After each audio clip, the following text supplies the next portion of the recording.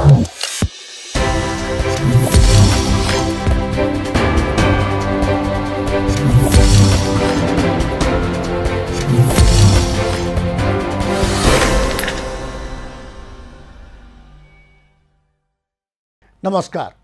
कार्यक्रम कोरोना अर्थतन्त्र दबाव र प्रभावमा यहाँलाई हार्दिक स्वागत छ। म रञ्जन झा। दर्शकवृन्द, यस कार्यक्रममा हामी देशको अर्थतन्त्र र विविध आर्थिक गतिविधिका बारेमा छलफल गर्दै आएका छौँ। विशेष गरी कोरोना महामारी र त्यसपछि सरकारले घोषणा गरेको लकडाउनले देशको अर्थतन्त्रलाई निकै नै प्रभावित बनाएको छ। आज हामी कुरा गर्दैछौँ यातायात र परिवहन क्षेत्रमा कोरोना महामारीले पुर्याएको असरको बारेमा। झन्झटिलो प्रक्रियाका कारण परिवहन क्षेत्रले लामो समयदेखि मार खेप्दै आएको छ। अझ यो लकडाउनले त यो क्षेत्रलाई निकै समस्याग्रस्त नै बनाएको छ। आज हामी परिवहन क्षेत्रमा देखिएका समस्याका बारेमा कुराकानी गर्नेछौँ र हामीसँग कुराकानीका लागि हुनुहुन्छ पूर्व वाणिज्य सचिव पुरुषोत्तम ओझा, त्यस्तै नेपाल उद्योग वाणिज्य महासङ्घ अन्तर्गतको यातायात परिवहन समितिका अध्यक्ष अशोक कुमार टेमानी र हामीसँग हुनुहुन्छ फ्रेट एन्ड फरवर्डर एसोसिएसन अफ नेपालका पूर्व अध्यक्ष राजन शर्मा। म सबभन्दा पहिले अशोकजीसँगै आउन चाहन्छु। अशोकजी, यो विशेष गरी कोरोना सङ्क्रमण फैलिन थालेपछि र सरकारले लकडाउन घोषणा गरिसकेपछि यो यातायात र परिवहन क्षेत्रमा चाहिँ परेको के कस्तो असर छ, के कति क्षति भएको छ, यसलाई कसरी हामी मूल्याङ्कन गर्न सक्छौँ अहिलेको अवस्थामा?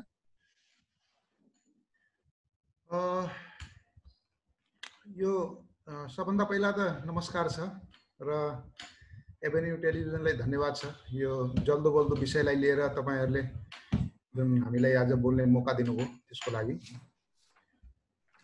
र यो कोरोना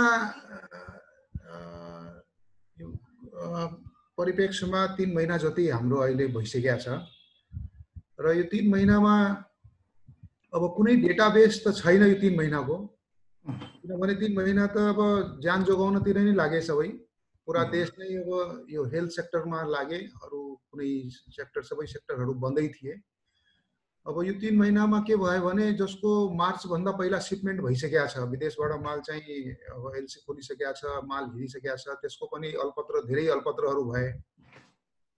अनि कसैको पुग्यो कसैको पुगेन, कुनै सामान कहाँ छ त्यो पनि ट्र्याकिङ पनि भएन। सबभन्दा ठुलो समस्या के छ भने हाम्रो यो जुन इन्टरनेसनल ट्रान्जिट सिस्टम छ यसको सर्भिस प्रोभाइडरहरू सबै विदेशीहरू छन् र बेग्ला बेग्लै सेक्टरमा बेग्ला बेग्लै सर्भिस प्रोभाइडरहरू छन्। इन्टिग्रेटेड कुनै एकजना छैन र सबैको टर्म्स कन्डिसन बेग्ला बेग्लै छन्। त्यसले गर्दाखेरि हामीलाई आफ्नो सामानको ट्र्याकिङ पनि हुँदैन, कुन सामान कहाँ अड्किरहेछ, के कारणले अड्किरहेछ त्यो पनि थाहा हुँदैन। र यो कोरोना पिरियडमा चाहिँ हामीलाई यसले गर्दाखेरि धेरै समस्या भयो। र समस्या भन्दाखेरि कस्ता खालका समस्याहरू बढी आए? यो समस्या भन्दाखेरि सामान टाइममा आइदिएन, सामान टाइममा आइदियो भने ब्याङ्क खोलेन भने एलसीलाई त्यसलाई सब्मिट गर्न सकेन, एलसी इस्यु गर्न सकेन। एलसी इस्यु भएन भने माल त्यहाँ अड्कियो पोर्टमा, माल अड्कियो भने डिटेन्सन लाग्यो हैन। त अब माल पनि छुटायो भने त्यसले चाहिँ आफ्नो वेयर हाउससम्म लग्ने पनि समस्या भयो। त धेरै यस्ता अब राज्यले चाहिँ कतैतिर पनि यसमा अलिकति मुभमेन्टमा ध्यान चाहिँ जति पुर्याउनु पर्ने थियो त्यति पुर्याउन सकेन। जसले गर्दाखेरि अब यो कति नोक्सान भएको छ त्यो भन्न सकिँदैन।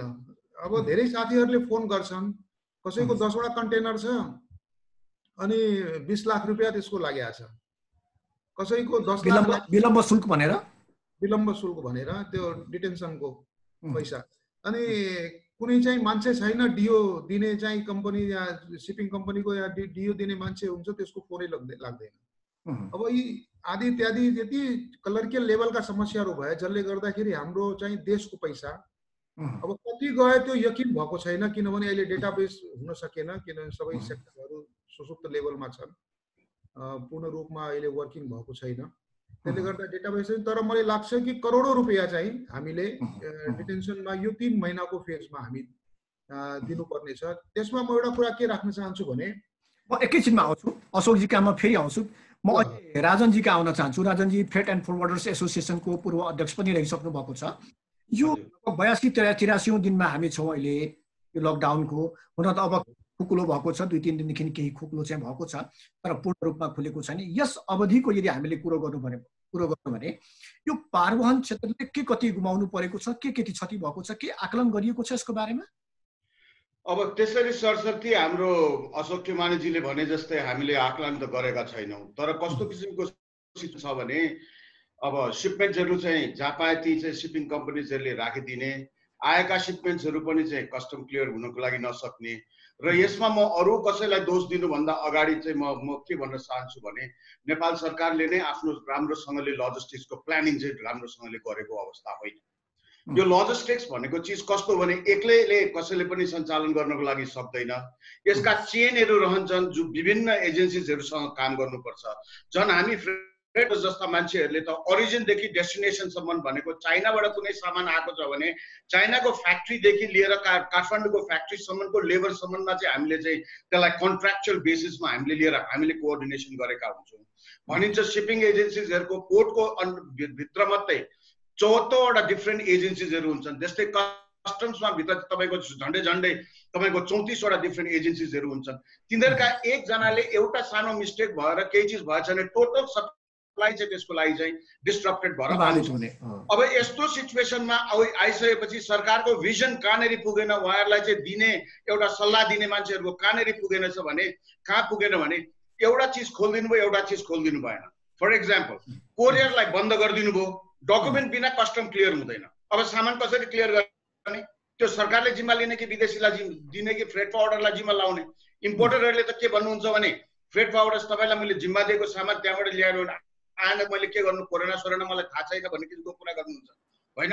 अब हामीले पनि अपरेसन गर्नको लागि हामीलाई पनि त्यो मोडालिटी त चाहियो।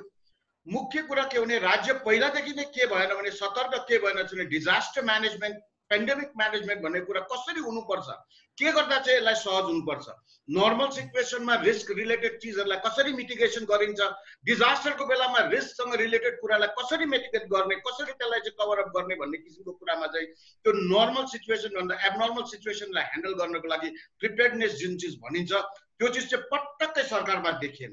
अहिले भर्खरै पनि सरकारले एउटा चाहिँ अब पोस्ट के अरे चाहिँ कोभिडमा चाहिँ हामीले चाहिँ प्रोग्राम गर्छौँ कसरी हामी ह्यान्डल गर्ने भन्ने किसिमका कुराहरू चाहिँ मन्त्रालयहरूतिर भएका कुरा हामीले सुन्यौँ। तर त्यो के हो भन्ने कुरा हाम्रो सूचनाको हकै छैन, हामीलाई थाहै हुँदैन। हामी अझै पनि त्यसमा विभिन्न ग्यापहरू देख्छौँ र अझ नराम्रो सिचुएसनमा जाने सिचुएसन छ है। अब मुख्य के हो भने हाम्रो इन्फ्रास्ट्रक्चरमा पनि त्यहाँनिर प्रब्लम भयो। कलकत्ताले के गर्यो, कलकत्तामा आएका सामान जति सबै हाम्रो इन्फ्रास्ट्रक्चरमा लिएर गएर थुपारिदियो। म फेरि आउँछु के अरे राजनजी कहाँ।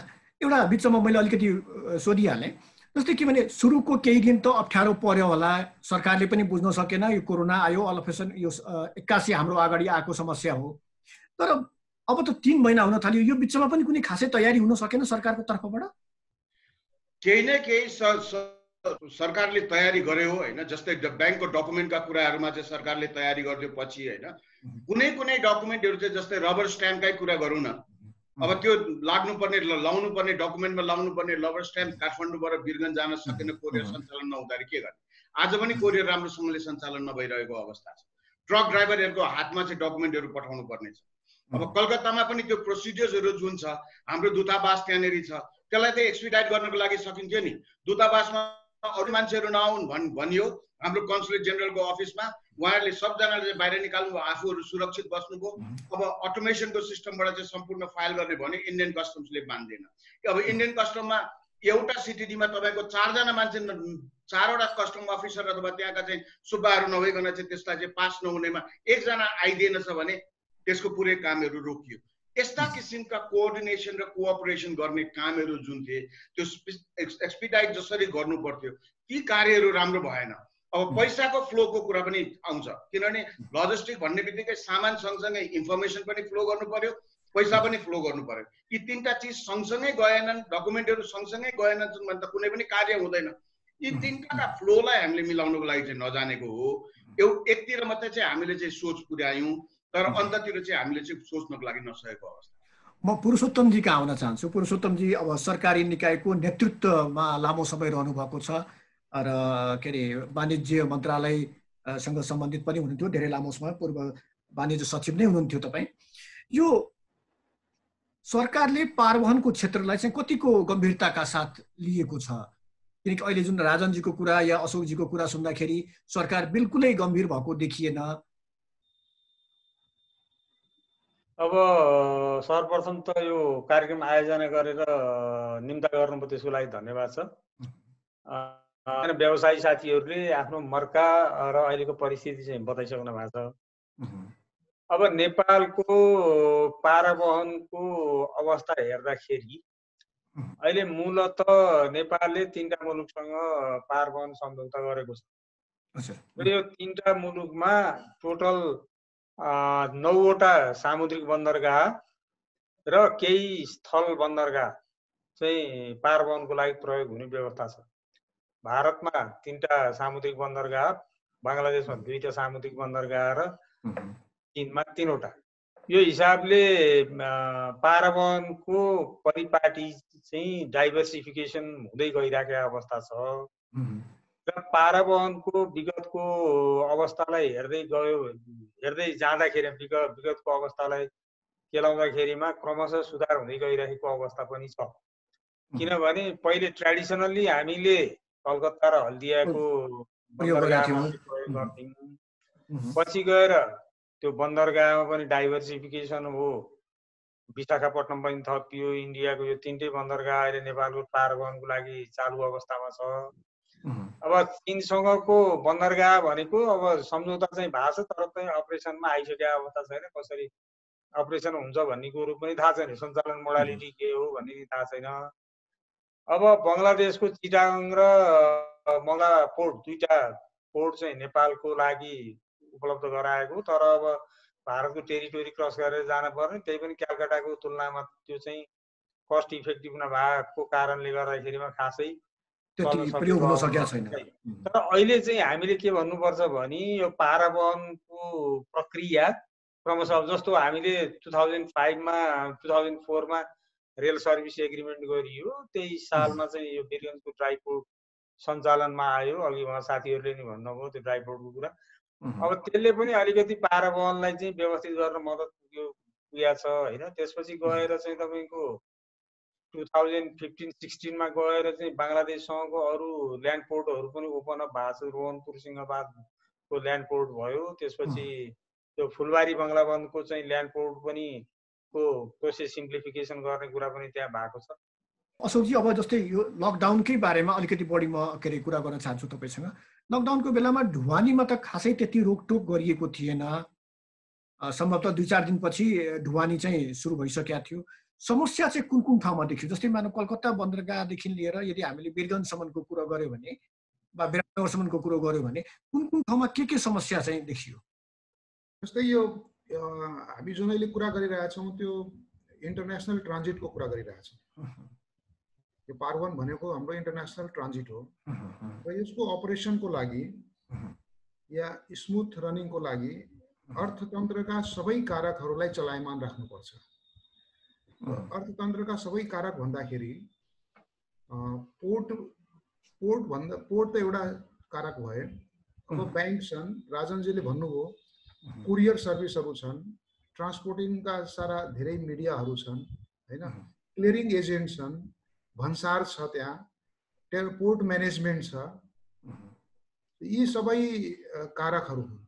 अब कहिले चाहिँ हाम्रो भनौँ न भन्सारका हाकिमहरू हुनुहुन्छ, उहाँ चाहिँ बाहिर बस्नुहुन्छ, पोर्टमा बस्नुहुन्न। बाहिरबाट पोर्टमा आउनको लागि गाडीको पास चाहियो, एउटा कुरा प्रहरीले रोकिरहेछ। क्लियरिङ एजेन्टहरू पोर्टमा बस्दैनन्, उनीहरू आफ्नो घरबाट पोर्ट जानको लागि 3-4 किलोमिटर 5 किलोमिटरको त्यो बाटो छ। क्लियरिङ एजेन्टहरूलाई पास पाएन। कतै के हुन्छ भने ट्रक पायो, ट्रकको ड्राइभर छैन, ऊ गाउँमा बस्छ। त त्यो चाहिँ यो सबै कुराहरूलाई, यो धेरै साना साना कुराहरू छन्। जस्तै अब कुरियर सर्भिस, सारा कुरियर सर्भिस बन्द छन्। पुरुषोत्तम सरले भन्नुभयो मेकानिकल हाम्रो वर्किङ बडी छ, हार्ड कपी चाहिन्छ। अब बैंकबाट एलसी को स्ट्याम्प गरेको हार्ड कपी चाहियो या डिओ को कुराहरू छन्, यो सफ्टमा धेरै पछि आएर चाहिँ यिनीहरूले सफ्टमा माने, तर त्यो पनि बाध्य भएर माने, पहिला मानेन। त यो सबै यसको चाहिँ कोअर्डिनेसन कसले गरिदिने, यी कुराहरू त गभर्नमेन्टलाई पनि आइडिया छैन कि यस्ता यस्ता समस्याहरू छन् धेरै सानादेखि। अब अरू कुरा छोडिदिनुहोस्, अब लोडिङ अनलोडिङको कुरा गरौँ। कहिले कुनै मसिन बिग्रिरहेछ, मसिन चाहिँ त्यो लोडर ड्राइपोर्टको लोडरको ड्राइभर नभएको हुनाले त्यो कन्टेनर चाहिँ उठ्न सकेन। यदि त्यो पल्टी गर्नु छ ट्रकमा भने लेबरहरू भएन। र विभिन्न साना साना कुराहरूले गर्दाखेरि यो यति समस्या आएको। ड्राइपोर्टमा 4000 कन्टेनरसम्म चाहिँ अड्के। बाइलेटरल कार्गोमा त कति टन, त्यो हजारौं टन चाहिँ बाइलेटरल कार्गोको कार्गोहरू त्यहाँ फलामको भयो, बोराहरू भयो, खानेकुरा धेरै सामानहरू र मेटेरियलहरू थिए त्यहाँ त्यतिकै अड्किरहेका थिए, निस्किने स्थिति भएन। पछि चाहिँ मैले धेरै यहाँ वीरगञ्जमा सिडिओ र हाम्रो भन्सार चिफसँग कोअर्डिनेट गरेर सिडिओले जिम्मा दिनुभयो भन्सार चिफलाई पास इस्यु गर्नको लागि, सिएचएहरूलाई या ट्रान्सपोर्टहरूलाई। ट्रान्सपोर्टको इस्यु गरिसकेपछि ट्रक ड्राइभरहरू आएन, कसले बोलाउँछ उनीहरूलाई? त भन्दाखेरि कुनै एउटा रिस्पोन्सिबल निकाय नै छैन जसले यो सहजीकरण गर्न सकोस्। त यो धेरै हामी हेर्दा पनि धेरै समस्या आए र यसले गर्दाखेरि हाम्रो डिटेन्सनहरू र इन्टरनेसनल जुन ट्रान्जिट छ त्यो सारा ब्लक हुन भयो। यो प्रक्रिया जुन झन्झटिलो भन्नुभयो, त यो झन्झटिलो नै प्रक्रिया नै झन्झटिलो छ वा नियत बस यसलाई झन्झटिलो बनाइएको छ, के पाउनु भएको छ? हैन, प्रक्रिया त यो हरेक ठाउँमा यस्तै हो, तर यसको प्रक्रिया सरल गर्नको लागि एउटा टिम हुन्छ के। हामी कहाँ समस्या के भयो भने लजिस्टिकको कुनै नियम लज भएन हाम्रो देशमा। लजिस्टिक कम्पनीहरू कसरी सञ्चालन गर्ने त्यसका ल भएन। कस्टम बाउन्ड सिएफएस बनाउनको लागि प्राइभेट सेक्टरलाई त कुनै लहरू छैनन्। एउटा ड्राइपोर्ट छ, त्यो फुल रनिङमा छ। अब त्यस्ता ड्राइपोर्टहरू त प्राइभेट सेक्टरले बनाउन सक्छ कस्टम बाउन्डेड, तर त्यसको ल छैन। म राजनजीका आउन चाहन्छु। राजनजी, जस्तै 3टा कुरा मुख्य गरी निस्कियो। एउटा भौतिक पूर्वाधार हामीसँग कमजोर छ, अर्को चाहिँ प्रक्रिया झन्झटिलो छ, र अर्को चाहिँ नीतिमै अलिकति त्रुटिहरू देखिएको छ भन्नुभयो अशोकजीले। एकातर्फ हामी आयात निर्यात बढाउने कुरो गरिरहेका छौँ, अर्कातर्फ यी त्रुटिहरू चाहिँ वर्षौँदेखि छन्। यसले चाहिँ हाम्रो देशको यो वैदेशिक व्यापारलाई कतिको सहज बनाउनलाई यसलाई के प्रभाव पर्ला? अब मलाई सोध्नुहुन्छ भने त वैदेशिक व्यापार झन जटिल भएर जानुपर्ने छ। किनभने अब यस्तो कोभिडको सिचुएसनमा, यस्तो पेन्डेमिकको सिचुएसनमा एउटा स्पेसिफिक प्रेस्क्रिप्सनको आधारमा यसरी गर्नुपर्छ भन्ने सिस्टम लागू हुँदैन। फ्लेक्सिबिलिटी भन्ने चुरा सिस्टममा जहिले पनि रहनुपर्ने आवश्यकता हुन्छ। अब हामीले के भन्न थाल्यौँ भने हामीलाई चाहिँ इन्डिया नेपालसँग हामी ट्रेड एन्ड ट्रान्जिट ट्रिटीसँग हामी बाइन्डेड छौँ, हामी यस्तोमा चाहिँ यस्तो चिज छौँ, यसले मलाई यसो गर्छ, मलाई यसो गर्छ भनेर हामी त्यस्ता इन्स्ट्रुमेन्ट र लिगल इन्स्ट्रुमेन्टहरूसँग हामी झुन्डेर बस्यौँ भने नेपालले यो समस्या समाधान गर्न सक्दैन, गर्दैन। उनीहरूको इच्छा सक्दैन कि गर्दैन? सक्दैन पनि गर्दैन पनि। उनीहरू खालि माइन्डसेटमा कहाँनिर मनस्थितिमा परिवर्तन लिएर आउनु पर्यो भने होइन हामी पनि दायित्व वहन गर्छौँ र सबैजनालाई हामीले चाहिँ दायित्व वहन गर्ने हामी मेकानिजम डेभलप गराउँछौँ। हामी फ्लेक्सिबिलिटी लिएर आउँछौँ, जुन फ्लेक्सिबिलिटीले को सिचुएसनमा एउटा प्रेस्क्राइब वेबाट आउन नसक्नेमा त्यसलाई हामीले चाहिँ मिटिगेट गर्न सक्ने, त्यसलाई चाहिँ हामीले चाहिँ समाधान गर्न सक्ने हामी सिस्टममा जान्छौँ भन्नु पर्यो। जस्तै चोइस अफ मुभमेन्टमा दिनु पर्यो।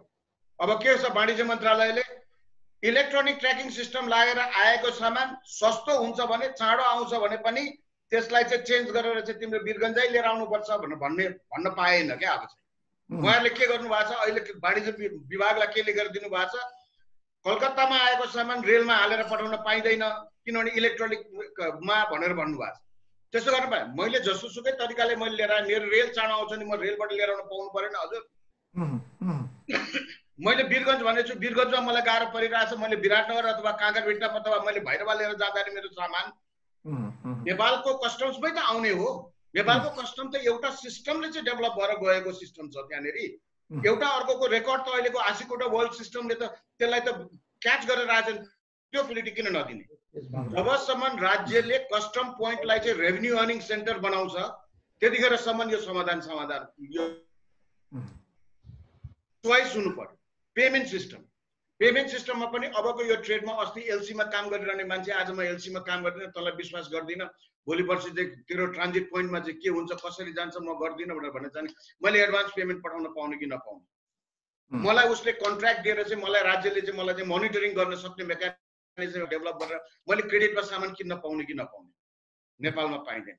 आखिरी राजेश्वर नेपालको आउँछ, ग्यारेन्टी त्यहाँ बसेछ, गभर्मेन्टको क्यापेसिटीले के थप एउटा के विश्वास दिनु पर्यो भने त्यसलाई मोनिटरिङ गरेर म चाहिँ पैसा तिर्ने बनाउन सक्छु भन्ने कुरा त आउनु पर्यो नि, त्यो चिज छैन।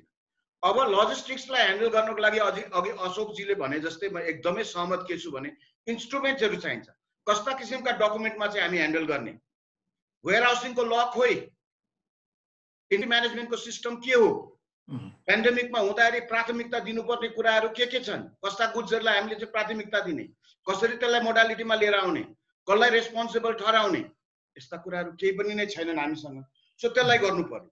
डिस्प्युट आउँछन् यसमा, डिस्प्युट सेटलमेन्टको मेकानिजम के हुने हो, रिस्क हुन सक्छ यसमा, हुन सक्ने रिस्कहरू के हो, किनभने इलिगल ट्रेड हुन्छ, व्यापारीहरू पनि सबैजना एकै नासका नहोलान्, इन्डियाबाट आउनुपर्छ, इन्डियाको रेभेन्यू लस होला, इन ट्रान्जिटमा हुनेवालाहरू छन्, त्यसलाई मिटिगेट गर्नको लागि सक्ने राज्यले कस्तो किसिमको चाहिँ सिस्टम लिएर आउँछ, त्यो सिस्टममा चाहिँ हामीले चाहिँ वर्कआउट गर्नु पर्यो। अनि अटोमेसनको सिस्टमलाई चाहिँ विश्वास गर्न सक्नु पर्यो नि। अब यस्तो होइन कि एउटा एजेन्सीलाई मैले अटोमेसन दिएँ त्यसैको थ्रुबाट तिमीहरू काम गर त्यसैबाट चाहिँ आओ भन्ने चाहिँ हिसाब किताब गर्नु भएन, चोइस हुनु पर्यो हामीलाई। चोइस भइसकेपछि हामीले चाहिँ सरल रूपबाट चाहिँ हामीले काम गर्नको लागि हामी सक्छौँ। त्यो चोइस दिने राज्यको चाहिँ एउटा चाहिँ षड्यन्त्र यस्तो किसिमको हुनु पर्यो, एउटा रेस्पोन्सिबल हुनु पर्यो, एउटा निकाय। जस्तै हामीले त के भनेको छु भने बहुविधिक ढुवानी सेवा ऐन छ, बहुविधिक ढुवानी सेवा ऐन अन्तर्गत फ्रेट फरवर्डर र लजिस्टिक सर्भिस प्रोभाइडर र विदेशबाट आएका सिपिङ कम्पनीहरू यहाँनिर चाहिँ झोला बोकेर चाहिँ सञ्चालन गरिरहेकाहरूलाई चाहिँ किन हामीले चाहिँ लिएर आउन सक्दैनौँ? यो परम्परागत प्रक्रियाबाट सरकार बाहिर किन नआउन सक्यो होला अहिलेसम्म? अब पुरुषोत्तमजी त लामो समय बस्नुभयो, के हुन्छ सरकारमा बस्ने मान्छेहरूको, त्यहाँ भएका जुन कर्मचारी तन्त्र उसको सोच चाहिँ कस्तो हुन्छ? सहज बनाइदिनु पर्यो कि झन् अप्ठ्यारो पारिदिने? यदि हामीलाई वैदेशिक व्यापार चाहिन्छ भने अब के छ भन्नु होला भने सरकारको एउटा काम व्यापारलाई सहजीकरण गरिदिने, उद्योग व्यवसाय सञ्चालन गर्ने उपयुक्त वातावरण बनाइदिने हो, रेगुलेसनको काम गर्ने हो। अब यो पारवहन सम्झौताहरू र त्यसलाई पारवहन प्रक्रियालाई सरलीकरण गर्ने दिशामा त सरकारले काम गरिराखेकै हो। अब अहिलेसम्मको डेभलपमेन्ट त सबै अब सरकारको पहलमै भएका डेभलपमेन्टहरू हुन्। तर उहाँले बताउनु भएको, राजनजीले बताउनु भएको, अब त्यसबाट के देखिन्छ भन्नु होला भने भित्रै पनि सुधार गर्नुपर्ने कतिपय ठाउँहरू छन्। अब इफिसियन्सी, खास गरेर सञ्चालनमा इफिसियन्सी ल्याउनको लागि आवश्यक ऐन कानुनको, अघि अशोकजीले भन्नुभएको छ, वास्तवमा चाहिँ यो लजिस्टिक सेन्टरहरू र वेयर हाउसहरू सञ्चालन गर्नको लागि एउटा छुट्टै ऐन कानुनको त्यसको नियमनकारी प्रबन्ध मिलाउन जरुरी देखिया छ। त्यो चाहिँ वास्तवमा मैले बुझेसम्म चाहिँ वाणिज्य मन्त्रालयले त्यो पहल पनि लिइराखेका भन्ने मैले बुझेको छु। अहिले अब वीरगञ्ज ड्राइपोर्टको कुरा जुन गर्नुभयो राजनजीले, वास्तवमा यो डेभलप गरेको त 20 वर्ष अगाडि, 20 वर्ष भइसक्यो। यसमा अब ट्राफिक यति बढेर गयो कि त्यसले अब नधान्ने अवस्था भयो। त्यसैले गर्दाखेरिमा अब आएका कन्टेनरहरू अथवा नन कन्टेनराइज ट्राफिकलाई पनि फटाफट चाहिँ त्यसलाई बाहिर पठाउने त्यो किसिमको सिस्टम एउटा त हामीहरूले एउटा म्यानेजमेन्ट सिस्टम भनौँ न, त्यो पोर्ट म्यानेजमेन्ट सिस्टमलाई चाहिँ इन्ट्रोड्युस गरेर कम्प्युटराइज सिस्टम इन्ट्रोड्युस गरेर त्यो पनि गर्न सकिन्छ। अर्को चाहिँ के छ भन्नु होला भने स्याटेलाइट आइसिडीहरू बनाउनु पर्छ। खालि एउटा वीरगञ्ज आइसिडीको भर परेर भएन, किनभने रेल कनेक्टेड आइसिडी हो, त्यसपछि अरू चाहिँ 1-2टा स्याटेलाइट आइसिडी डेभलप गर्न सक्यो। त्यो प्राइभेट सेक्टरले डेभलप गर्न पनि सक्छ। त्यसका लागि हाम्रो नियमनकारी प्रबन्ध र त्यसको लागि दर्ता गर्ने तरिका, सञ्चालन गर्ने प्रक्रिया, यो सबै कुरा भएको चाहिँ व्यवस्था हुनु पर्यो। त्यो हो भनेदेखि के हुन्छ भन्नु होला भने अघि राजनजीले भनेको जस्तो त्यो धेरै दिनसम्म कन्टेनर त्यहाँ थन्किएर बस्ने अथवा कन्टेनर चाहिँ पत्ता लगाउन नसक्ने त्यो किसिमको समस्याबाट पार पाउन सकिन्छ। एउटा चाहिँ इफेक्टिभ अथवा इफिसियन्सी चाहिँ त्यहाँबाट हासिल हुन सक्छ। अब अहिले त के छ भन्नु होला, अहिले विशेष परिस्थिति भयो नि त, अहिले कसैले पनि एक्सपेक्ट नगरेको कोभिड-19 को सिचुएसन, अब सबै मुलुकहरू, संसारभरिका सबै मुलुकहरू यसबाट इफेक्टेड छ। अहिले मुभमेन्ट अफ गुड्स पनि, मुभमेन्ट पिपुल पनि, मुभमेन्ट अफ भेहिकल पनि, यो ट्रान्जिट मुभमेन्ट पनि सबै स्लो भएको छ एकदमै।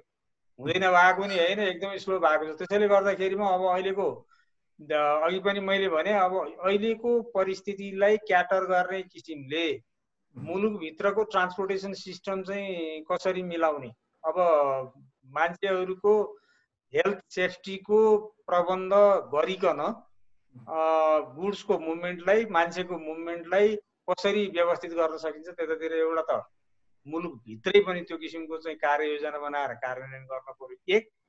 र दोस्रो अहिले चाहिँ खास गरिकन हामीले ल्यान्डलक कन्ट्री भएको कारणले गर्दाखेरिमा ट्रान्जिटमा भएका झमेला र जति पनि यो अलिक कम्प्लेक्स खालका चाहिँ प्रक्रियाहरू छ त्यसलाई सरलीकरण गर्ने र इलेक्ट्रोनिक माध्यमबाट, आइसिटीको माध्यमबाट अब अहिले टेक्नोलोजी पनि एभाइलेबल छ, त्यतातिरबाट चाहिँ जस्तै यो सरलीकरण गर्नेतिर त्यतातिर जान चाहिँ एकदमै जरुरी छ। मैले बिचमा अलिकति रोके, एजेन्डा हो, सरकारले त्यो दिशामा काम नगरेको पनि होइन, गरिराखेको छ, तर त्यसलाई अलिकति अगाडि गरेर एक्सलरेट गरेर लान पर्ने जरुरी। मैले बिचमा अलिकति रोकेहरूलाई, यो सरलीकरण गर्ने भन्ने कुरा हामी हरेक ठाउँमा भन्छौँ, पटक पटक सरकारको तर्फबाट कुनै पनि कुरा आयो भने सरलीकरण शब्दलाई प्रयोग गर्छ, तर भएको चाहिँ देखिँदैन। कारण चाहिँ कुन ठाउँमा, यो समस्या चाहिँ कहाँ छ? किन अब आयात निर्यात राम्रो बनाउनु छ, सहज बनाइदिने?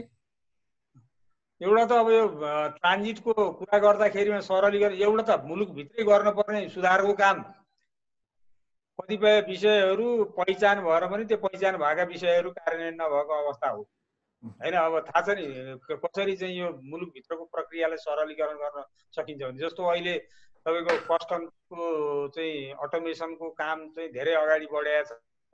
आसिगुडा ओल्ड लागू भएको छ, अहिले नेसनल सिङ्गल विन्डो लागू गर्ने प्रक्रियामा सरकार आएको छ। तर त्यसलाई चाहिँ टाइमली जुन लक्षित गरे अनुसारको चाहिँ एचिभमेन्ट प्राप्त गर्ने त्यतातिर जान एकदमै जरुरी छ मुलुकभित्र। र अर्को जहाँसम्म इन्टरनेसनल ट्रेडको कुरा छ, ट्रान्जिटको कुरा छ, त्यो नेपालले एक्लैले गरेर पनि हुँदैन, पहल गर्ने हो। किनभने हाम्रो कुरा मान्दिदैन, ट्रान्जिटको लागि अरू मुलुकहरूको सहायता लिनुपर्ने हुन्छ। त्यसैले छिमेकी मुलुकहरूसँगको त्यतातिर चाहिँ पनि ध्यान दिनु जरुरी छ। र अहिले मैले हेर्दाखेरिमा भारतसँगको ट्रान्जिटका कैयौँ प्रोभिजन्सहरू पनि अहिले सुधार गर्न पर्ने देखिएको छ। झन् अहिले यो कोभिड-19 को कन्टेक्स्टमा त झन् अझ त्यो चाहिँ टड्काएर भएर आइराखेको अवस्था छ। बङ्गलादेशसँगको चाहिँ ट्रान्जिट पनि हाम्रो त्यति राम्रो खासै सञ्चालनमा आएको छैन। अब चाइनासँगको ट्रान्जिट भनेको त खालि कागजमा छ, अहिलेसम्म एउटा पनि चाइनिज पोर्टबाट सामान आएको चाहिँ अहिलेसम्म हामीलाई थाहा छैन। त्यसैले यो ट्रान्जिटका प्रोभिजन्सहरू भनेको, पारवहनको प्रोभिजन भनेको नेपाल एक्लैले गरेर हुने कुरा होइन।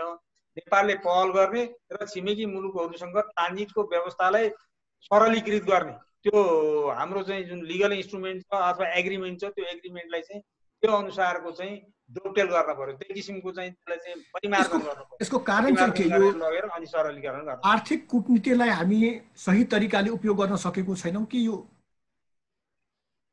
अब छिमेकीसँगको कुरो छ, छिमेकीसँग त कुरा राख्नु प्रयास चाहिँ पर्याप्त छैन मात्रै भन्न सक्छु होइन। पर्याप्त अब अझै सुधार गर्नुपर्ने ठाउँहरू प्रशस्त मात्रामा छन्। अब चाइनासँग हामीले ट्रान्जिट एग्रिमेन्ट गऱ्यौँ, ट्रान्जिट ट्रान्सपोर्ट एग्रिमेन्ट गऱ्यौँ, त्यसको प्रोटोकल पनि भयो। तर चाइनाबाट सामान कसरी त्यो चाइनाको पोर्ट हुँदै नेपालमा थर्ड कन्ट्रीका सामानहरू कसरी आउँछ भन्ने कुरो कसैले पनि भन्न सक्ने अवस्था छैन। त्यसैले त्यो मैले चाहिँ के भनेको भने, जस्तो प्राइभेट सेक्टरका साथीहरू र लाई चाहिँ लगाएर सरकारले पाइलटिङको रूपमा तियान्जिन पोर्टबाट अथवा अर्को पोर्ट चाहिँ जुन पोर्ट छ त्यो पोर्टबाट चाहिँ नेपालसम्म सामान आउँदाखेरि के प्रक्रिया इन्भल्भ हुन्छन्, के ढुवानीका साधन इन्भल्भ हुन्छन्, कति समय लाग्छ, कति पैसा लाग्छ, त्यो एउटा चाहिँ पाइलटिङको रूपमा भने पनि हामीले चाहिँ त्यो सुरु गर्नुपर्छ भन्ने लाग्छ। अब ट्रान्जिट कोरिडरलाई डाइभर्सिफाई अथवा विविधीकरण गरियो त भनियो, तर विविधीकरण चाहिँ व्यवहारमा कार्यान्वयनमा आएन। त्यसले व्यवहारमा कार्यान्वयनमा ल्याउनका लागि जसरी हामीले अहिले इन्डियाबाट चाहिँ ट्रान्जिट सर्भिस युज गरिरहेका छौँ, त्यस्तै चाइनाबाट ट्रान्जिट सर्भिसेस युज गर्नलाई के कस्तो चाहिँ प्रक्रिया र के कस्ता लागतहरू पर्छ भन्ने कुरो त्यो जान्न एकदमै जरुरी छ। त्यसको लागि नेपाल सरकार र निजी क्षेत्रका व्यवसायी संस्थाहरू, छाता सङ्गठनहरू मिलेर चाहिँ संयुक्त रूपमा काम गर्नुपर्छ भन्ने मलाई। म पुरुषोत्तमजीका फेरि आउँछु, म अशोकजीका आउँदैछु। अशोकजी, अब यो जुन 2-3-4 महिनाको अवधिमा क्षति भयो, खास गरिकन पारवन यातायात र पारवन क्षेत्रमा, अब आगामी दिनमा यसलाई सहज ढङ्गले अगाडि बढाउनको लागि के गर्नु पर्ला जस्तो लाग्छ? सर, यो के छ भने यो व्यवसायीको तर्फबाट के हुनु पर्यो, सरकारको तर्फबाट के हुनु पर्यो? म यसमा के छ भने विपद जहिले पनि आए नि देशमा, चाहे त्यो मधेस आन्दोलन होस्, चाहे त्यो भूकम्प होस्, चाहे कोभिड-19 होस्, चाहे त्यो कुनै बाढ होस्, चाहे त्यो अरू विभिन्न किसिमका समस्या आएको बेलामा विपद व्यवस्थापन हाम्रो भएन। हामी चुक्यौं सबै ठाउँमा र अहिले पनि चुकेकै हो। र आज भन्दा 2 वर्ष पछि चाहिँ भविष्यमा फेरि कुनै समस्या आयो भने पनि हामी यस्तै छौं, किनभने हामीले यसको यो समस्या पनि हो भनेर यसलाई इन्डिकेट गरेनौं। जब समस्या नै इन्डिकेट छैन भने समाधान कहाँबाट आउँछ? सबभन्दा ठुलो कुरा यो। अर्को समस्या के छ भने हाम्रो कुनै पनि समस्या आउँदाखेरि गभर्नमेन्टले प्याच वर्क गरेर समाधान गर्छ। जस्तै अहिले राजनजी भन्नुभयो 3 दिन पहिला वाणिज्य मन्त्रालयले त्यो शिपिङ कम्पनीको त्यो एजेन्टहरूलाई बोलाएर एउटा मिटिङ गरेको छ र चार्जहरू डिफरेन्ट भए, त्यो चार्जहरू एउटा गर्नु पर्यो, त्यस गर्नु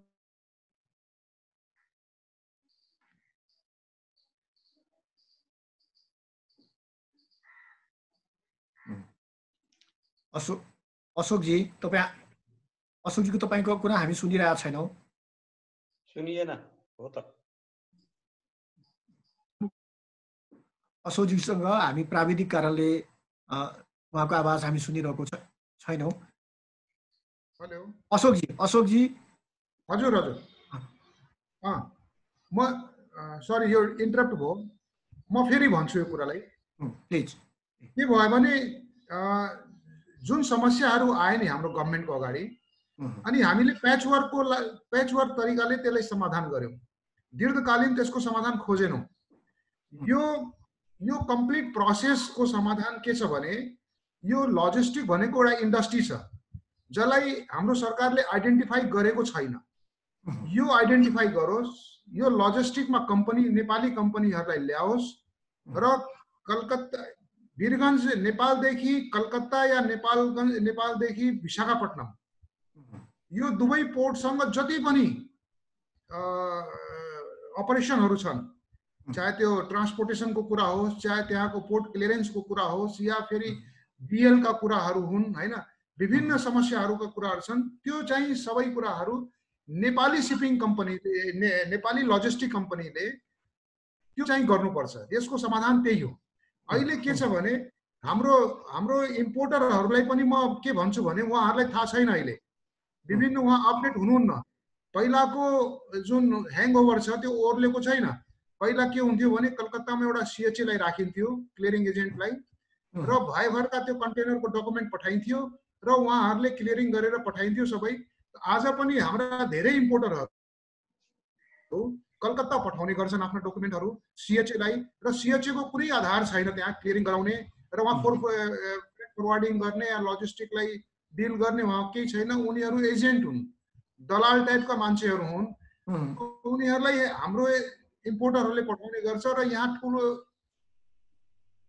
एउटा एक्सिडेन्ट हुन्छ। उनीहरूको शिपिङ कम्पनीसँग मिलोमतो भएको हुनाले उहाँ चाहिँ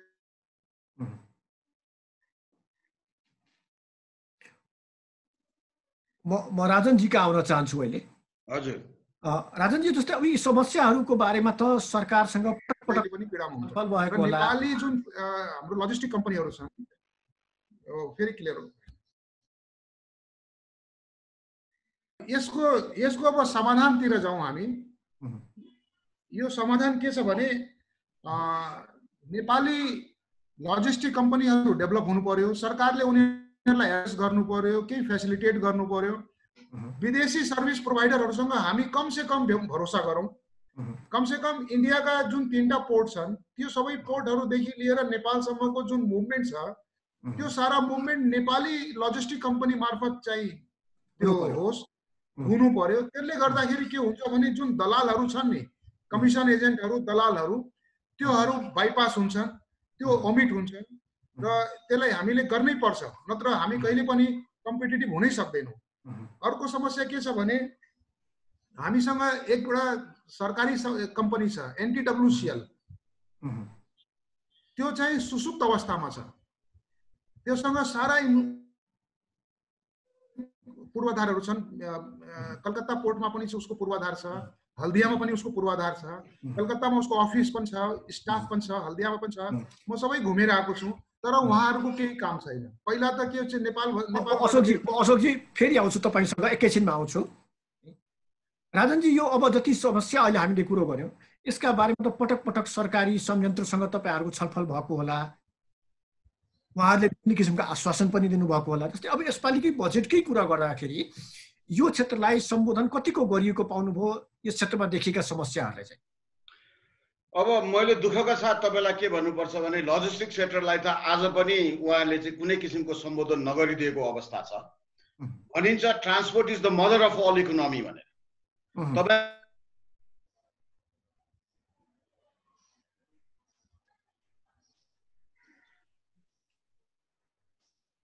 यसपालि त हामीलाई के भयो भने के अरे हाम्रो यो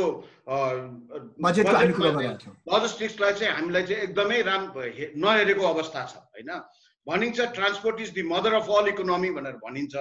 किनभने तपाईँको मैले अघि पनि मैले भने जस्तै तपाईँको चाहिँ एग्रिकल्चर होस् अथवा टुरिज्म होस् अथवा हाइड्रो पावर होस्, जसलाई प्राथमिकता दिनुभएको छ, त्यहाँनिर राइट लजिस्टिक्स नभइकन कुनै सम्भव छैन। र लजिस्टिक्स मात्रै एउटा यस्तो किसिमको विधा र यस्तो किसिमको इकोनोमिक मुभमेन्ट हो जसले गर्दाखेरि जनतामाथि चाहिँ right price, guaranteed landed cost कति आउँछ, कसरी हुनुपर्छ, प्राइजिङ कसरी हुनुपर्छ भन्ने कुरा जनाउने हो। तर हाम्रा अर्थवीरहरू नेपालको धेरै अर्थशास्त्रीहरूले पनि यो कुरालाई कहिले जिन्दगी उठाइदिनु भएन। कतिवटा चाहिँ हामीले चाहिँ हेरेका चाहिँ हामीले इन्टरभ्यूहरूमा पनि हेरेका छौँ र यहाँहरू जस्तो के अरे पत्र पत्रिकाहरू, हाम्रो चाहिँ टेलिभिजनहरूको इन्टरभ्यू लिने मान्छेहरूले पनि यो कुरालाई चाहिँ कहिले पनि सोचिदिनु भएन। स्यालको वैया जस्तै खालि यहाँहरू चाहिँ तपाईँहरू सबैजना चाहिँ हाइड्रो र के अरे अरू चिजहरूमा कुरा गर्नुभयो। यो बेसिक चिज without knowing A B C you will not know the language भने जस्तै यो बेसिक चिजलाई चाहिँ एकदमै गरेको छ। यसपालि त के गरिदिनु भयो भने भ्याट लगाइदिनु भएको छ हामीलाई।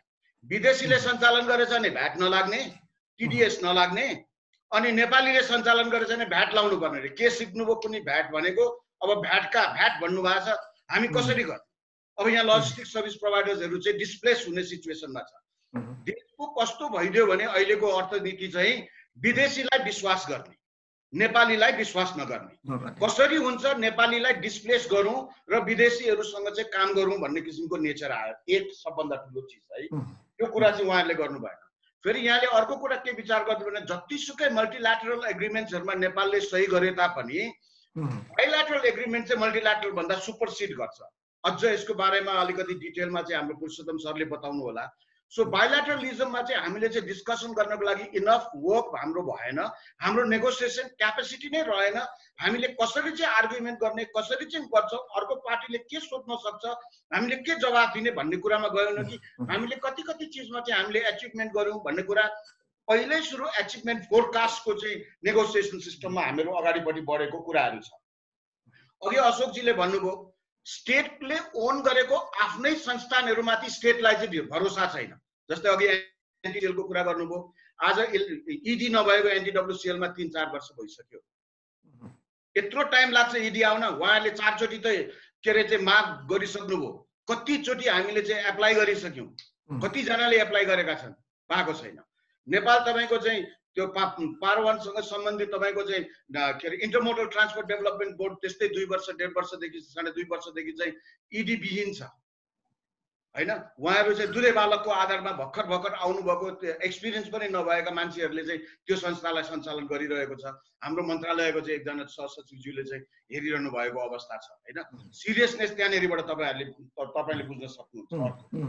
योभन्दा अगाडि हामीले चाहिँ के अरे भूकम्पको बारेमा एउटा डिजास्टर म्यानेजमेन्टको सिस्टम हामीले चाहिँ एडिबीसँग मिलेर अथवा हामीले भन्सार विभागसँग मिलेर चाहिँ एउटा डेभलप गरेर सरकारलाई दिएको थियौँ। नदिएको होइन, डिजास्टर म्यानेजमेन्टको एउटा प्रक्रिया। त्यो डिजास्टर म्यानेजमेन्ट यसपालिको डिजास्टरमा कहाँ गयो त? खै त कसले लग्यो कहाँ लग्यो त्यसलाई कहीँ पनि छैन। त्यसमा इन्स्टिट्युसनल मेमोरी पनि गभर्मेन्टसँग नभएको देखियो। अब के अर्को चिज के रह्यो भने अब डिसिजन मेकिङ प्रोसिड्युर्स पनि नराम्रो भयो, नेगोसिएसन स्किल पनि राम्रो भएन। अघि सरले चाइनाको कुरा निकाल्नुभयो। हाम्रो देशमा के छ भने पहिला सुरु मैले के अचिभमेन्ट गरेँ त, चाइनासँग मैले 4 वटा पोर्ट लिएँ। त्यो पोर्ट काम लाग्छ कि लाग्दैन पहिला सुरु विचार गरेर चाहिँ नेगोसिएट गर्न जानुपर्ने कि पहिला नेगोसिएसन गरेर अब विचार गर्न जाने। म अहिलेसम्म पनि भनिरहेको छु, ए बाबा ट्रान्जिट तपाईँहरूले लिनुभयो, एउटा जापानबाट आएको सामान चाइनाको पोर्टमा आएर नेपालमा आउँदा कस्ट कति लाग्छ, डकुमेन्ट कस्तो लाग्छ, प्रक्रिया के हुन्, त्यसले चाहिँ कभरअप गर्छ गर्दैन पहिला अध्ययन गरौँ अनि माग्न जाउँ भनेर। किनकि सबभन्दा नजिकको बन्दरगाह पनि हामीसँग 36-32 किलोमिटर टाढा छ। अब हेर्नुहोस् तपाईँको त्यो टाढा नजिकले पनि हुँदैन सबै चिजहरू, त्यसमा धेरै चिज छन् लजिस्टिक्समा। विशाखापट्टनम आउँदा पनि त्यही भन्ने गरेको थियो, विशाखापट्टनम टाढा छ कहाँ हुन्छ भन्थे, तर ओसेनको रेट त कम्ती थियो नि त, त्यहाँको झन्झट प्रक्रियाहरू कम्ती थियो नि त। त्यसलाई धेरै चिजलाई चाहिँ त्यसले कम्पेयर गर्छ, खालि डिस्टेन्स मात्रै एउटा फ्याक्टर लजिस्टिक्समा हो।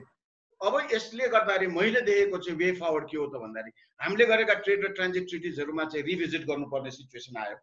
स्पेशल प्रोभिजन डिजास्टर म्यानेजमेन्टको बेलामा र पेन्डेमिकको बेलामा गर्ने बिजनेसहरूलाई लिएर आउनु पर्यो।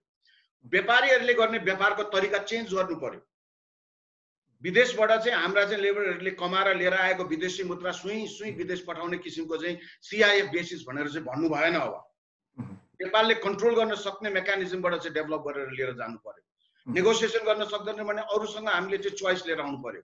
किनभने अहिले पेन्डेमिकमा मैले भने प्रेस्क्रिप्सन पहिलाको जे त्यो प्रेस्क्रिप्सन छैन। अहिले हामीले प्रेस्क्रिप्सन गर्न सक्दैनौँ, हामीले सिचुएसन अनुसारले चाहिँ सञ्चालन गर्नुपर्ने एउटा हाम्रो बाध्यता छ होइन बिजनेसम्यानको साइडपट्टिबाट। अब यिनै कुराहरूलाई चाहिँ हामीले हेर्दाखेरि चाहिँ रुल्स एन्ड रेगुलेसन्समा बाइन्ड गर्नु पर्यो लजिस्टिक सर्भिस प्रोभाइडरहरूलाई। कार्गो ल लिएर आउनुहोस्, भौगोलिक ढुवानी सेवा ऐनमा परिमार्जन गर्नुहोस्, सिपिङ कम्पनीजहरू, फ्रेट फरवर्डिङ कम्पनीजहरू, ट्रान्सपोर्टर्सहरू, लजिस्टिक सर्भिस प्रोभाइडरलाई एउटा सूत्रमा बाँधेर उहाँहरूलाई कन्ट्रोल गर्ने एउटा मेकानिजम लिएर आउनुहोस्। हामी रेस्पोन्सिबल हुन्छौँ। लजिस्टिक्सको सबैभन्दा ठुलो चिज भनेको के हो त रेस्पोन्सिबिलिटी र लायबिलिटी। त्यसले के देखाउँछ भने कसको रेस्पोन्सिबिलिटी कहाँसम्म, सिपिङ कम्पनीको कहाँसम्म, कसको के, तर ती सबैको रेस्पोन्सिबिलिटीलाई कोअर्डिनेसन गर्ने लजिस्टिक्स र फ्रेट फरवर्डिङ कम्पनीजहरू रहन्छन्। ती कम्पनीजहरूलाई चाहिँ तपाईँले सूत्रमा बाँध्दैछन्, त्यसका डिस्प्युट सेटलमेन्ट कसरी हुन्छ, रेस्पोन्सिबल कसरी बनाउने। अब व्यापारीहरू चाहिँ के अरे ट्रान्सपोर्टकै कुरामा चाहिँ अल्झिएर बस्ने कि आफ्नो सामानलाई बिक्री गर्ने अथवा उत्पादनमा चाहिँ आफूले चाहिँ ध्यान दिने। म राजनीतिका फेरि आउँछु, म पुरुषोत्तमजीका अहिले आउन चाहन्छु। पुरुषोत्तमजी यो के साँच्चै नै आर्थिक कूटनीतिमा हामी अत्यन्तै कमजोर हो? होइन, किन होइन भन्नु होला भने नेपालले विभिन्न मुलुकहरूसँग व्यापारदेखि लिएर विभिन्न सम्झौताहरू, खालि व्यापार मात्रै आर्थिक कूटनीति भन्नुभयो, आर्थिक कूटनीति खालि व्यापारसँग मात्र सम्बन्धित छैन। वैदेशिक सहयोगदेखि लिएर तपाईको अहिले हामी वैदेशिक व्यापारलाई नै अलिकति केन्द्रित गरौँ। यो सबै कुरा चाहिँ आर्थिक कूटनीति अहिलेको लागि हामी वैदेशिक व्यापारलाई नै केन्द्रित गरौँ। वैदेशिक व्यापारमा नेपालले हेर्नुहोस् विभिन्न मुलुकहरूसँग व्यापार सम्झौता गरेको छ। एक दोस्रो, यसले चाहिँ साफ्टा र डब्ल्युटिओ को सदस्य भए हुनाले त्यो फोरमहरूमा नेगोसिएट गरिराखेको छ र ल्यान्डलक कन्ट्रिजहरूको, लिस्ट डेभलप कन्ट्रिजहरूको ग्रुपमा नेपाल पनि एक्टिभ भएर काम गरिराखेको छ होइन। तर सबै कुरो नेपालले चाहे बमोजिमै सबै ठ्याक्कै चाहिँ हुने चाहिँ त होइन, त्यो त प्रयास हुनुपर्छ होइन, गर्नुपर्छ। तर आफ्नो कुरा त जहाँसम्म वैदेशिक व्यापारको कुरा छ तपाईँको, वैदेशिक व्यापार अहिले जुन हामी कुराकानी गरिरहेका थियौँ बहुत साना समस्याले गर्दाखेरि व्यवसायीहरू, उद्योगीहरू चाहिँ अप्ठ्यारोमा परिरहेका छन्। मुलुकभित्र सुधार गर्नुपर्ने विषयहरू धेरै छन्। उहाँहरूले भन्नुभएको छ अब लजिस्टिक सेन्टर सञ्चालन गर्ने, अनि लजिस्टिक र वेयर हाउसहरूलाई चाहिँ सञ्चालन गर्ने, नियमनकारी प्रबन्ध गर्ने, अब सिपिङ कम्पनीहरूलाई व्यवस्थित गर्ने। वास्तवमा चाहिँ नेपालमा हामीले 2006 मा चाहिँ यो मल्टी मोडल ट्रान्सपोर्ट एक्ट पनि ल्याएको हो। त्यसमा चाहिँ सुधार गरेर त्यसलाई एक्सपान्ड गरेर अलिकति त्यो खास गरिकन चाहिँ यो लजिस्टिक व्यवस्थालाई पनि त्यसैमा चाहिँ राख्न सक्ने गरेर चाहिँ त्यो व्यवस्था मिलाउन पनि सकिन्छ होइन। अलिकति नेपाल सरकारबाट पनि त्यो प्रयास भइराखेको चाहिँ मेरो इन्फर्मेसनमा चाहिँ छ, तर अब कुन स्टेजमा छ म त्यहाँ भित्र नभए हुनाले मलाई चाहिँ थाहा भएन।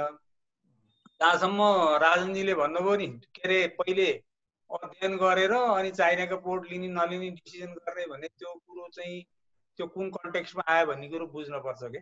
अब नेपालले ल्यान्डलक कन्ट्रीको हैसियतले नियरेस्ट नेबरिङ कन्ट्री भनेको समुद्रसँग जोडिएको इन्डिया र चाइना हो। इन्डियासँग 3टा पोर्ट लिएकै छ।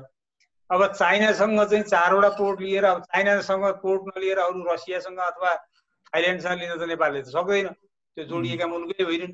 त्यसले जोडिएको मुलुककै पोर्ट युज गर्ने हो।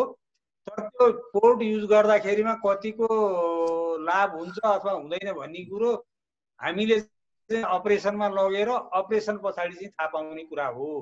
र अपरेसनमा कतिपय कुराहरू चाहिँ सुधार गर्न पर्ने छ भनेदेखि त्यसलाई त्यो अपरेसनलाई हेरेर यसमा चाहिँ यो एग्रिमेन्टमा अथवा प्रोटोकलमा यो विषयहरूमा सुधार गरौँ भनेर चाहिँ त्यो सुधार गर्ने कुरा हो। त्यसैले गर्दाखेरिमा अब चाइनाको विकल्प चाहिँ ट्रान्जिट चाहिँ इन्डिया र चाइनाको विकल्पहरू हुन सक्दैन। नेपालको समुद्रसँग जोडिएको र नेपालसँग जोडिएको मुलुक यो दुईटै मात्रै हो, यो बाहेक अरू चाहिँ कोस्टल कन्ट्रीहरू सधैँ छैन होइन।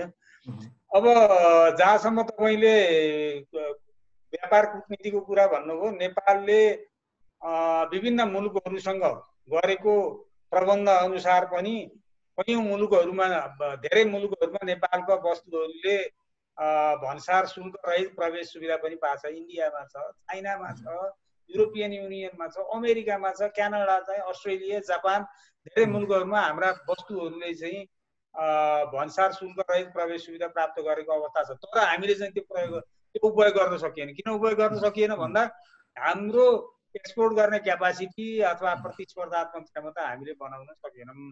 हामीसँग व्यापार गर्ने, निर्यात गर्ने वस्तुहरू पनि खासै भएन। अब कस्तो भयो भने नेपालको व्यापार भनेको खालि आयात व्यापार मात्रै भयो कि। अहिले उहाँहरूको कुरा सुन्दाखेरि खालि निर्यातको कुरो त गर्नु भएन, आयातको कुरा चाहिँ बढी भयो, निर्यातको कुरा चाहिँ भएन। उहाँहरू त आयातमा चाहिँ यो भएन उ भएन मात्रै भनिराख्नु भएको छ होइन। ठिक छ, आयात पनि लाई पनि कम खर्चिलो बनाउनु पर्छ। आयात कम खर्चिलो भयो भने हामीले चाहिँ कतिपय र मेटेरियलहरू चाहिँ सस्तोमा ल्याउन सक्छौँ, त्यसले चाहिँ एक्सपोर्टलाई पनि सहयोग पुर्याउँछ होइन। त्यसले हाम्रो होल अब यो के भने अहिलेको कन्टेक्स्टमा फोकस चाहिँ एक्सपोर्टलाई दिनु पर्यो। एउटा त मुलुकभित्रै सेल्फ सफिसियन्ट हुने खालको उद्योगहरू खोल्ने र प्रोडक्सन बढाउनेतिर जोड दिन पर्यो। त्यहाँ चाहे त्यो कृषि होस् अथवा मैन्युफ्याक्चरिङ होस् अथवा सेवा होस्। त्यो बाहेक चाहिँ अब हामीले एक्सपोर्ट ओरिएन्टेसन एकदमै जरुरी छ फरेन करेन्सीको लागि। किनभने अब रेमिट्यान्स त घटेर जाने स्थिति के छ अहिले पनि। यो अहिलेको फोरकास्ट चाहिँ हेर्दाखेरि म फेरि आउँछु पुरुषोत्तमजी कहाँ फेरि आउँछु। वर्षमा चाहिँ रेमिट्यान्स घट्ने देखिया छ। त्यसैले त्यो रेमिट्यान्स अब घट्दै जाने अवस्था जुन छ त्यसलाई रिकभर गर्नका लागि पनि एक्सपोर्ट बढाउनु जरुरी छ। त्यसतिर हामीले फोकस गर्छौँ। हामी कार्यक्रमको एकदम अन्तिममा छौँ। अशोकजी एकदम छोटो, यो पारवहन क्षेत्रलाई सहज बनाउनको लागि चाहिँ के गर्नु पर्ला सरकारले?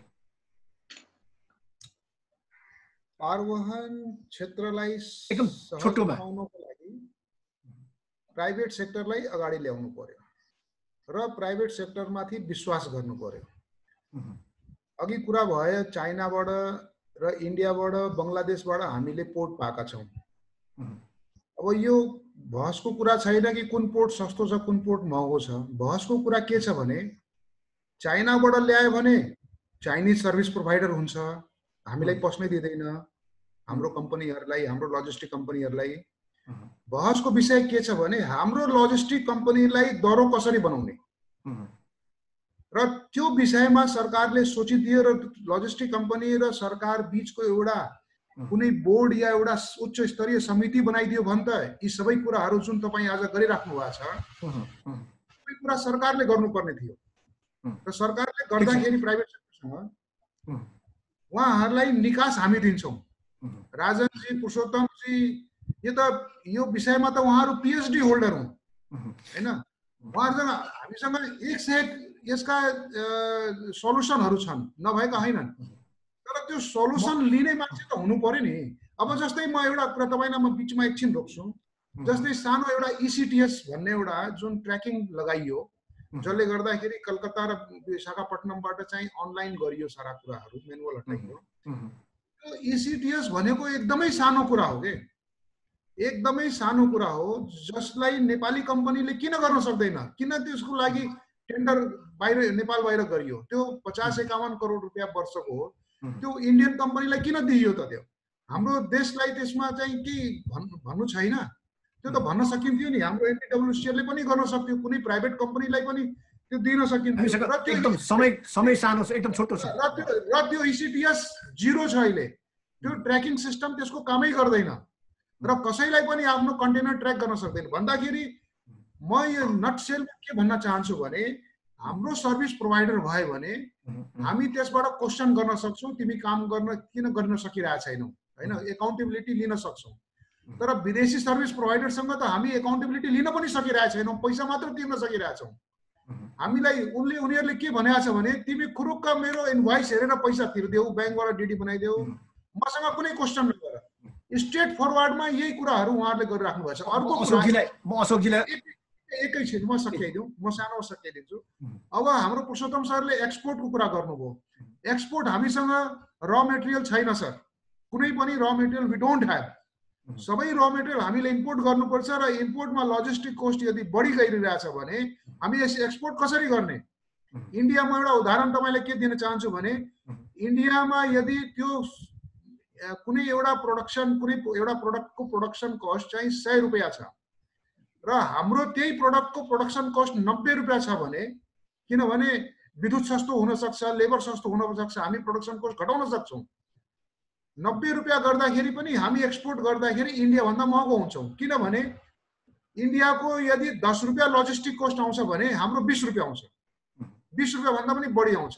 त इन्डियाको प्रोडक्सन कस्ट महँगो भए पनि हामी इन्टरनेसनल मार्केटमा एक्सपोर्ट गर्न कम्पिटिटिभ हुन सकिरहेको छैन।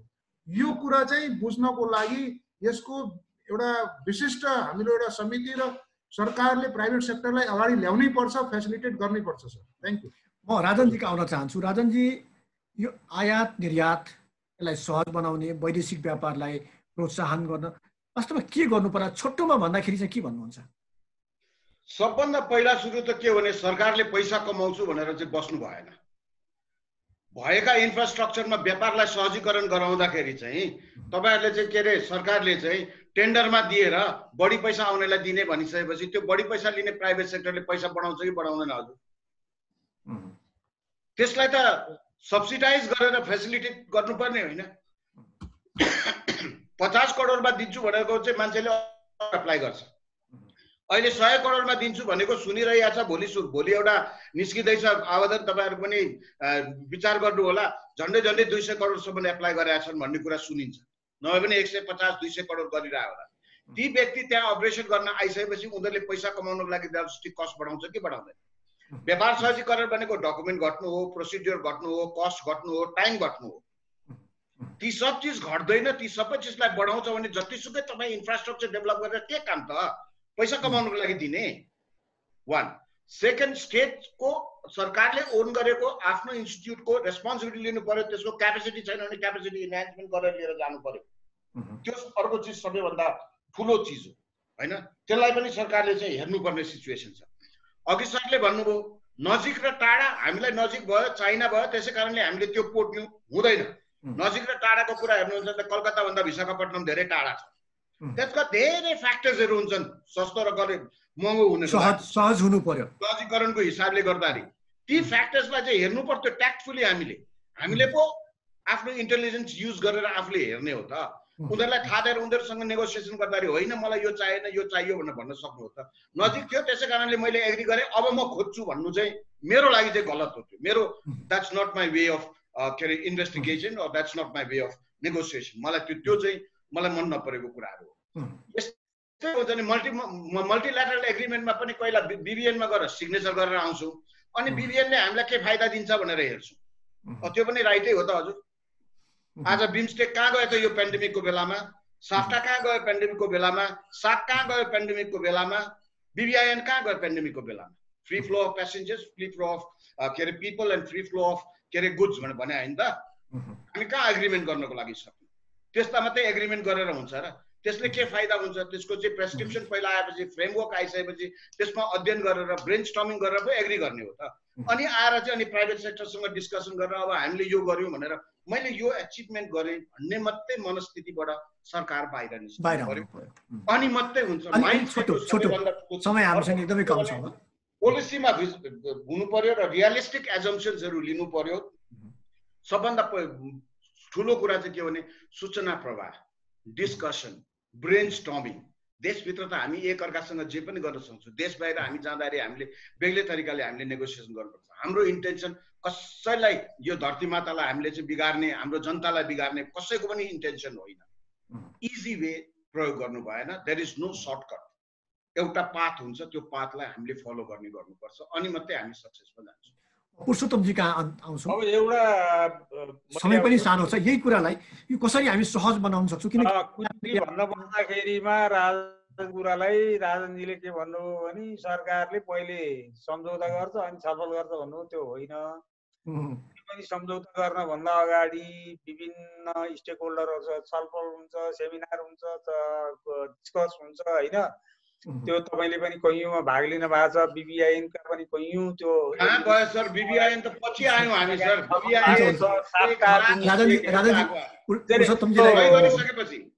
पहिले एग्रिमेन्ट गरेर पछि छलफल गर्छन् भन्ने कुरा चाहिँ त्यो म त एग्री गर्न सक्दिनँ। अब कतिपय कुराहरू चाहिँ अब छलफल नपुगे हुनसक्छ, तर छलफल नभएको चाहिँ होइन।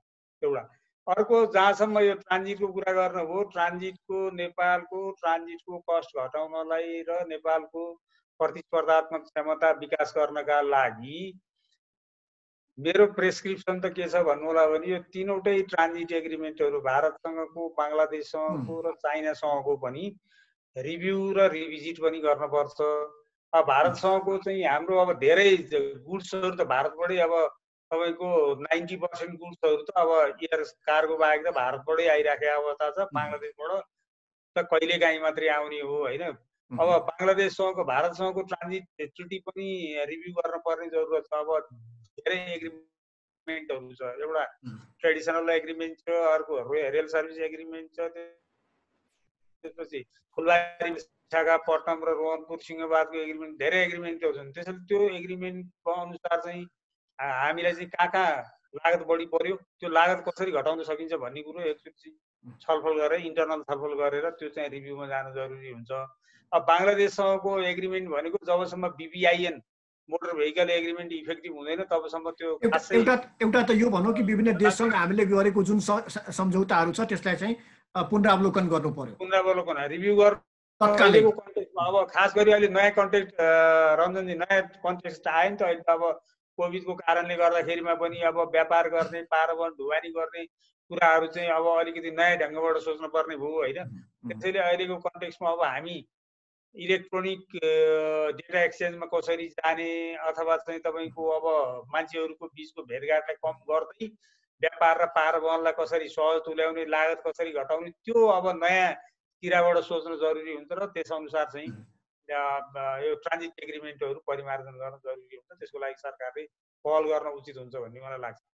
आजको छलफलमा हामीसँग हुनुहुन्थ्यो पूर्व वाणिज्य सचिव पुरुषोत्तम ओझा, त्यस्तै नेपाल उद्योग वाणिज्य महासंघ अन्तर्गतको यातायात पारवहन समितिका अध्यक्ष अशोक कुमार टेमानी र फ्रेट एन्ड फरवर्डर्स एसोसिएसनका पूर्व अध्यक्ष राजन शर्मा। निश्चय नै झन्झटिलो प्रक्रियाका कारण नेपालको पारवहन व्यवसाय साह्रै मारमा परेको छ। अझ यो कोरोनाको महामारी र त्यसपछि लागू गरिएको लकडाउनले वैदेशिक व्यापारलाई नै असहज बनाएको छ। हस्त कार्यक्रम कोरोना अर्थतन्त्र दबाव र प्रभाव आजलाई यति नै। खबरभित्रको खबरको लागि हेर्दै रहनुहोला एभी न्युज खबर।